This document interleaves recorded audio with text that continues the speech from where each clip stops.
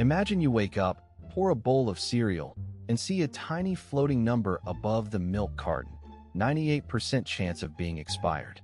You blink, and suddenly every choice you have is tagged with a probability. Walking to work? 12% chance of being hit by a rogue pigeon. Asking your crush out? 0.00001% success rate. Ouch, maybe keep that one to yourself. Today, we're talking about what happens if you could see the odds of everything. And yes, we are absolutely going to abuse this power to try and rig the World Cup. First off, let's get one thing straight. You wouldn't be a hero. You'd be a nervous wreck. Imagine sitting in a coffee shop.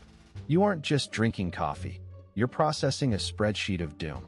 The chair you're sitting on? 0.04% chance of structural collapse in the next 3 minutes. The barista? 67% chance she's already forgotten your order and is currently contemplating her life choices. Living like this is basically an anxiety disorder with extra steps. You stop taking risks because everything feels like a math test you didn't study for. But then, you get an idea. If you know the odds of everything, you don't need luck. You just need to find the gaps in the system. Let's talk sports betting. Everyone wants to win big, right? You pull up the World Cup bracket. Usually, people look at team rankings, injuries, or recent form. But you see a glowing percentage above the ball during a penalty kick. 92% chance it hits the post. 8% chance it goes in.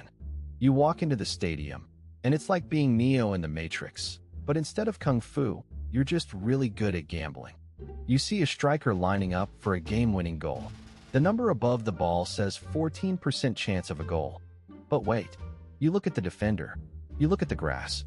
You notice a tiny, wet patch of turf at a 0.5% probability of being slippery. If the striker steps there, his balance shifts. The odds of him missing go from 86% to 99%. You start manipulating the environment.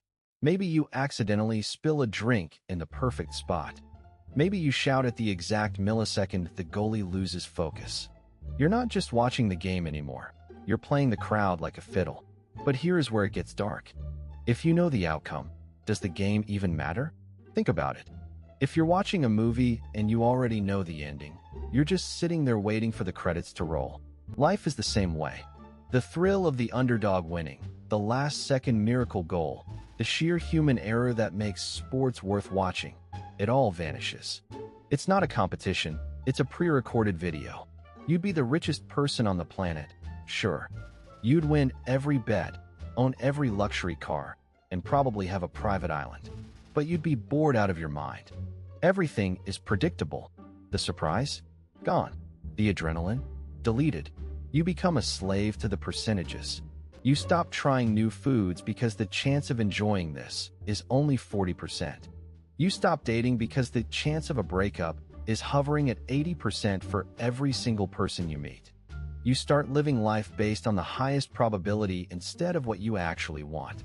And that is the biggest trap of all. You're technically winning, but you're losing at the game of actually living. So, let's say you've got your pile of gold from the World Cup. What's next? You try to fix bigger problems. War, climate change, the lottery, you've got the numbers. But the math is cruel. You realize that some things have a 100% chance of happening no matter what you do. And watching a tragedy unfold while you know exactly when and how it happens, that's not a superpower. That's a front row seat to hell. You'd give anything to go back to being clueless. You'd give your millions just to be able to bet on a game and actually feel that pit in your stomach when the ball hits the post. You'd want the fear back. You'd want the mystery back. Life is only fun because we don't know what happens next. The beauty of the World Cup isn't the trophy. It's the fact that anything can happen in those 90 minutes. If you take away the what if, you take away the why. So, if you ever find a magic pair of glasses that shows you the odds, do me a favor. Take them off. Smash them. Then go buy a cheap ticket to a game. Lose your voice screaming at the ref, and enjoy not knowing who's going to win. That's where the magic actually is. Anyway, thanks for hanging out. Don't actually try to hack the World Cup with math. You'll probably just get banned from every stadium on Earth. See you in the next one.